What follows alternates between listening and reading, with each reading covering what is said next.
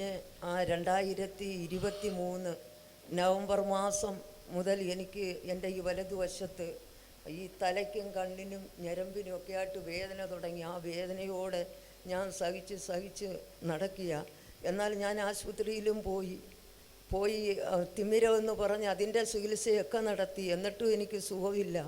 അന്നേരം എൻ്റെ ഉള്ളിൽ വ്യക്തമായിട്ട് പറയും, നീ ആശുപത്രിയിൽ പോകേണ്ടുന്ന കാര്യമില്ല, നിനക്ക് കാഴ്ച തന്നത് ഞാനാ, ആ കാഴ്ച നിനക്ക് വീണ്ടും വരും എന്ന് പറയും.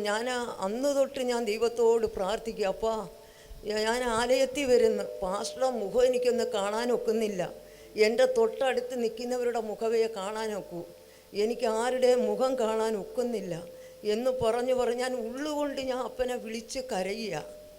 എനിക്ക് വീട്ടിൽ ചെന്നാൽ ഒരു ജോലി ചെയ്യാൻ വയ്യ, തീയുടെ ചൂട് തട്ടാൻ വയ്യ.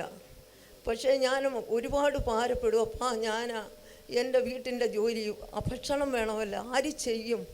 അങ്ങനെ ചിന്തിക്കും. പക്ഷേ എൻ്റെ കൂട്ടാളിയാണ് എല്ലാ ജോലിയും ചെയ്യുന്നത്, അതിലും എനിക്ക് ഒരുപാട് ഭാരമുണ്ട്. പക്ഷേ ഈ കഴിഞ്ഞ വെള്ളിയാഴ്ച ഉപവാസ പ്രാർത്ഥനയ്ക്ക് എൻ്റെ കണ്ണിന് നേരെ ഇത്രയും സൗന്ദര്യത്തെ എനിക്ക് വർണ്ണിക്കാൻ എനിക്കാവില്ല. എൻ്റെ അപ്പനെ ഞാൻ കാണുന്നു. ആ കാഴ്ചയിൽ എൻ്റെ കണ്ണിൻ്റെ നേരിൽ ഇരുട്ട് മാറിപ്പോയി, ഇരുട്ട് മാറി ഒരു വെളിച്ചമായി. ഇപ്പോൾ എനിക്ക് പൂർണ്ണ സൗഖ്യം എൻ്റെ അപ്പൻ തന്ന്. ഇപ്പോൾ എനിക്ക് അടുക്കളയിലെ ജോലി ചെയ്യാം, എനിക്ക് ആരും സഹായം വേണ്ട. അത്ഭുത വിടുതൽ എനിക്ക് എൻ്റെ അപ്പൻ എനിക്ക് ദാനം തന്ന്.